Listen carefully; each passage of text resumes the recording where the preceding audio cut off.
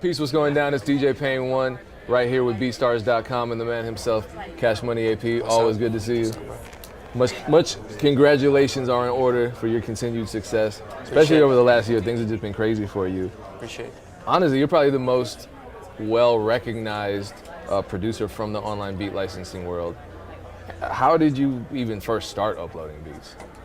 I was just doing like my thing, you know, making beats at home and shit, and I was like, then I should just like start dropping music on YouTube. And then I started, and I was still in school, so I was like, I don't really care about doing numbers. I just wanted to get my music heard.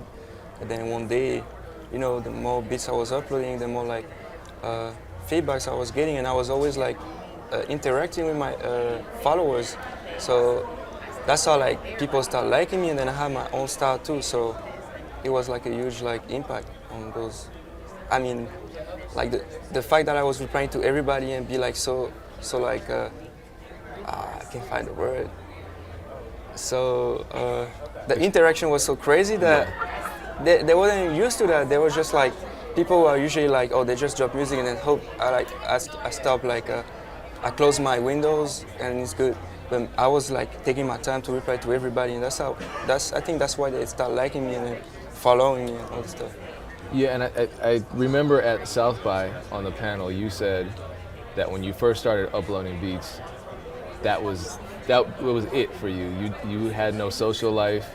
Mm-hmm. I think you quit playing sports, right? Yeah, just all sports. Yeah. Okay, so that's I got a little bit fat. That's a lot of dedication, though, especially at a young age. Because how young were you? You were a teenager then, right? Started making beats. I was 15. I dropped out of school on my third years of college. But before that, I didn't have any social life. It was just like going to school, going home, doing homework, making music. Yeah. It's cool that you're being honest about that, because I think a lot of people look at producers and think it's one big party. And for you, the reality is it's studio work, and that's how you make so many. Yeah, because at first I was like making music, but I wasn't really making money off it. So school was like the first priority. And then I started like uploading my beats on YouTube, and then I started making money. Then one day I was like, Mom, I'm gonna quit. And she was like, okay, I support you. And yeah, that was it. Oh, that's a dope story too, that your mother did support you. Yeah. And you upload, I mean, to this day, in spite of you being really the next super producer. I was talking with Dream Life about this earlier. He said, you know, CashMoneyAP is the next super producer probably. We should. And with all that workload and with all of that attention that comes with that, you're still dropping pretty consistently one beat every day. Yeah. Yeah, I just like working with like upcoming people, like all those people like Lil Skies, Smokey Margilla, Designer. They all went like one day on my YouTube channel and like got a beat. That's how I first met them, because they were using my YouTube beats. So I really like, you know, the upcoming rappers, they're not gonna like hit up like a Metro, like a Zaytoven for a beat. They're just gonna go on YouTube and like rip a beat. And I don't really care if they rip my beat, because it's like starting a relationship with them. Then like, oh yeah, I'm a fan of your beats, bro. And then when I meet them, it's like, oh yeah, bro, I'm a fan. Let's keep working, you know. And I never met those people before, so it's like cool. Yeah, let me talk to you about that, because I'm gonna switch to another question that I had that was related to that. A lot of rappers that were buzzing were using your beats early on. Yeah. I honestly thought you were based in the United States when I first started hearing your tag, because so many, especially in Chicago, so many Chicago rappers were using your tracks. What was your first major placement, your official first major placement? Official first was Soulja Boy in 2012. That was in May. And that was a song I made a beat with one of his producers at the time. And the song was called My Chains. Okay. And I was like, whoa.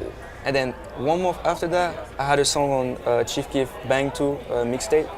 And yeah, then I had like a lot of songs with him too, but you know, he had the story where he got his hard drive stolen, and like he lost it, and then we lost all the songs. Oh, wow. Yeah. Yeah. So you've developed a lot of relationships with a lot of Chicago artists. Why do you think they gravitated to your production so much? Because I had a sound, like I studied the futuristic type shit in Chicago, like, you know, all the like melodies. And there was like something called the bop, You remember the bop? Oh yeah. I used to make those kind of beats too.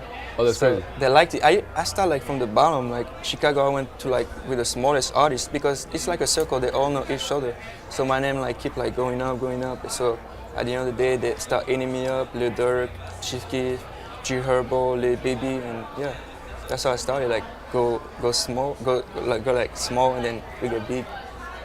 Okay, so back to your insane work ethic. You make something like, well, I've seen you make 12 beats in one session, not even in a day, in a session. What gets you in the zone mentally to have that kind of output consistently? I just want to get to the top.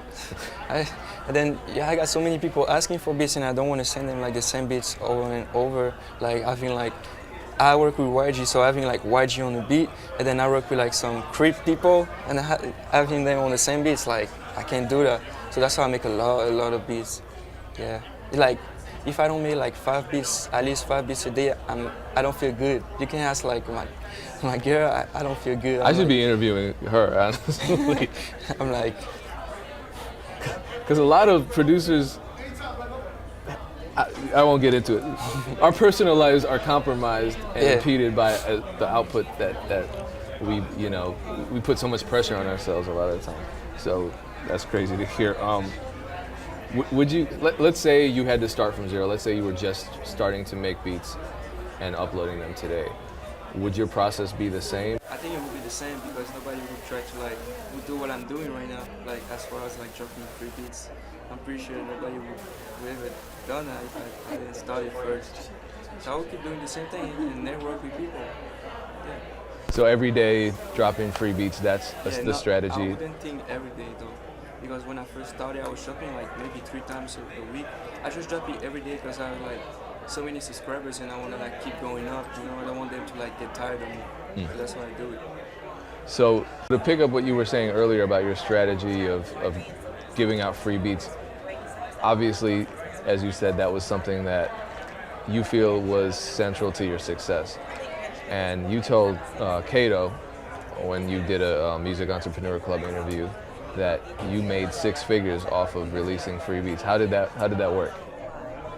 Like free beats is just like a non-profit. Like a non-profit, yeah. If you want to just like use the beat, like just to listen to it in your car, yeah, you can just get like the free download.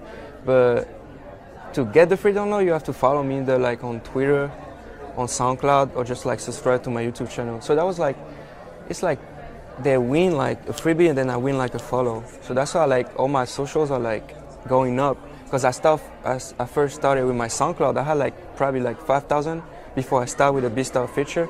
Now I got like 40,000. My Twitter got like 100,000 followers. Like just doing that, like dropping a freebie, make them follow me on social medias. Yeah. So with BeatStars, yeah, you can give away a free download in exchange for a social follow. Do you switch your social follows on BeatStars a lot? No, really. I just like wanted to get my SoundCloud to a certain point, like 10, 20, 30. But then after I stopped doing the SoundCloud, it kept going up. Like people were just following me. And then I started doing it from my Twitter like 6 months ago. Then, Twitter, I get like an average like 100 people following me every day from like those things, I think. Yeah, your Twitter's going crazy. I know before you started working with BeatStars, you were selling beats directly through email, right? No, I was using SoundClick. Oh, you were using SoundClick. And the system was so trash because you had to send the beats by yourself every time you sell the beat. So imagine I'm like in school and then somebody hit me up, yo, I need the beat as soon as possible. I'm like, I'm in school.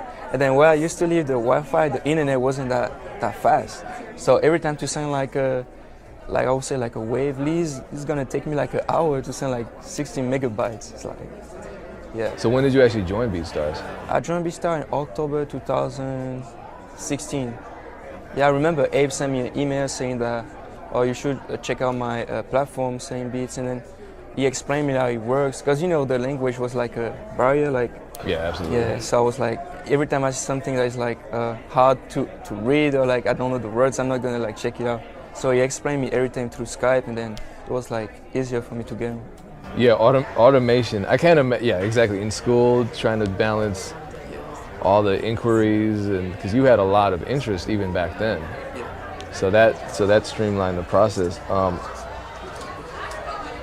a lot of people draw a line between the internet and the industry.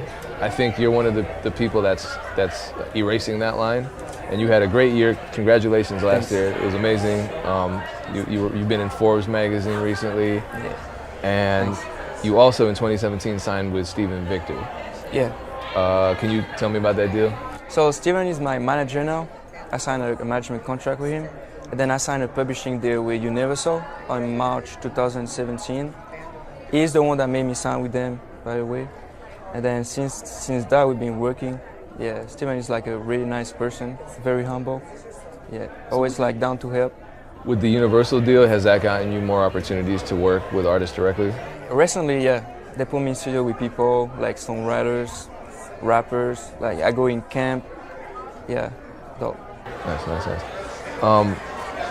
CashMoneyAP is a brand that so many people respect, and I think you're one of this generation's most prolific and recognizable producers, but you're also really accessible. I mean, you're on social media, you talk to people, like you said at the beginning, you responded to every single YouTube comment, and it seems like you've still carried on that mentality. I mean, even here, we're at A3C right now, and everywhere you walk, someone wants to talk to you, and I see you talking to everybody, interacting with everybody. Why is being accessible to the people still so important for you? Yeah, because I'm nothing, bro. I'm human. It's like everybody, like, you're born like the same way and you die alone. So I'm like, fame or nothing is gonna change that. It's like we're the same. Like if you want like advice from me, just come talk to me. I'm gonna like help you.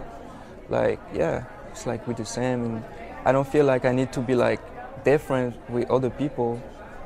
Yeah, and I came from like a poor background, so you know I know how it is. So I understand when people like need help, and I'm always down to like help.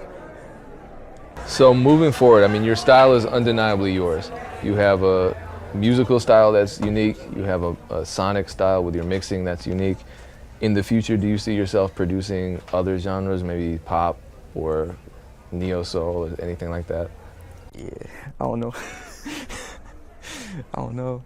Maybe pop, cause it's like kind of like similar to like the hip hop scene, like when it comes to like melodies. Cause I make like melodic type stuff, but I will have to like change my drums, cause I be using like some hard ass drums. Yeah. Or you might just change the pop genre completely. Exactly. So that's your plan. All right, you heard it first. All right, how can people find you? What's the best way for them to get in touch? Oh, you can follow me on Twitter, on Instagram at CashMoneyAP. And then, yeah, don't spam me though. All right, man. Much continued success. Thank you. Thank you once again. Appreciate it.